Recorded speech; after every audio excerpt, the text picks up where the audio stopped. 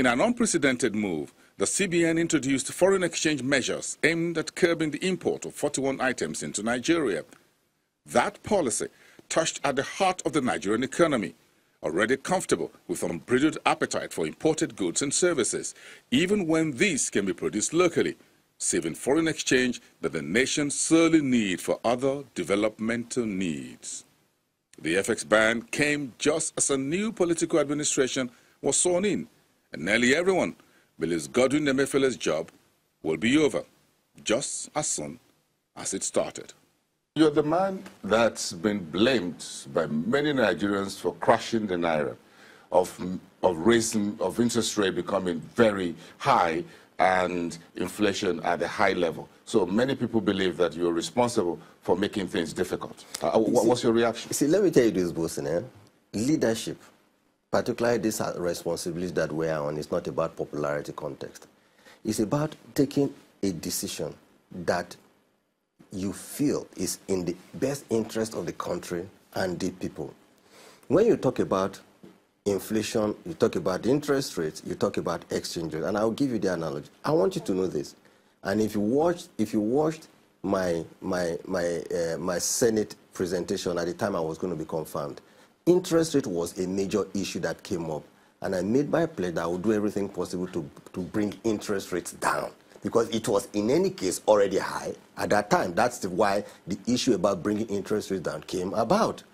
2 days after I resumed, I made it part of my cardinal statement, my vision statements. I also raised the issue of exchange rate stability, building reserves, and the rest of them. But unfortunately, the exogenous shock happened. And what happened is that we're coming from an environment, I repeat, reserves are 37. Inflation in April was actually 7.9. All right? Now, because of the shock, the price of crude came down. Of course, reserves took a bad hit. Because reserves took a bad hit, imports were rising, exports, revenue from exports were dropping. You did not have any choice at that time but to go for a currency adjustment. And we went for a currency adjustment, as in adjusting from 155 to 168, from 168 to 197. And after that, we said no, we could not continue an indeterminate program of an adjustment in the currency, and went about the demand management that came on, and of course supply, which is what we're also attacking now, and that's why we have seen to the progress we've seen right now. So it has to do with the fact that we came into a situation that was outside of our control, and we needed to paddle the canoe back out of a turbulent situation into a good situation that I think we are at right now.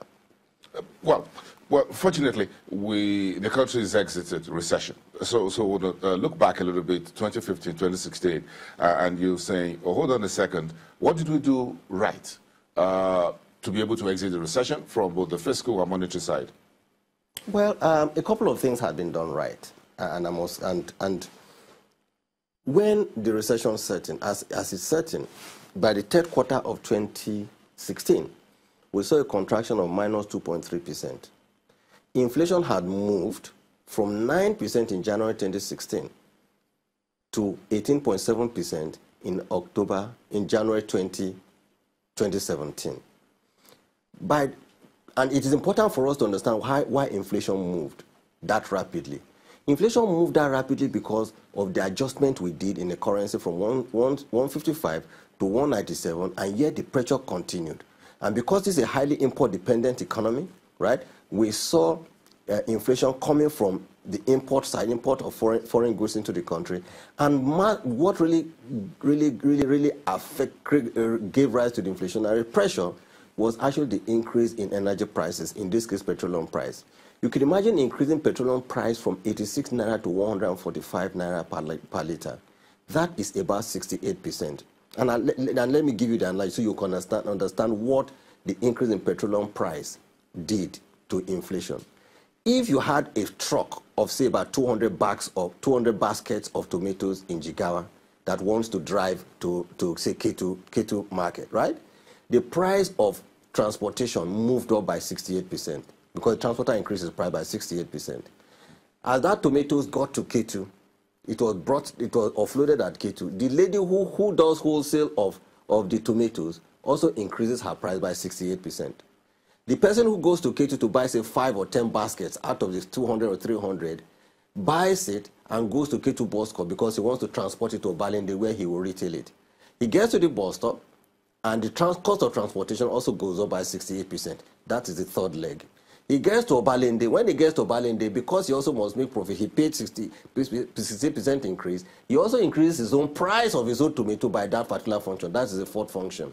So you're looking at, by just increasing the price of petrol by 68%, we've seen almost close to about 200%, almost close to about 240% increase in prices. So that was what gave rise to the astronomical movement in inflation from about 9%, because it's important that I explain this, from 9% in January 2016 to about 18.72% in January 2017. And Monetary Policy Authority said, look, we had seen contraction in GDP. We have seen inflation at the highest level. Reserves are plummeting. Exchange rate in January 2017 or February was as high as 520 naira.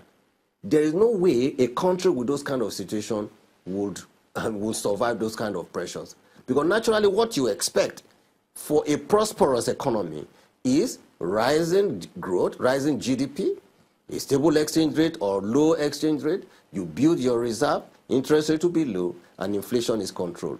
The monetary policy came from a standpoint and said, listen, with inflation at 18.7%, indeed, Central Bank itself had conducted a study where they came up and said, look, when inflation goes above about 12% to 12.5% threshold, there is nothing you do that will impact positively on growth.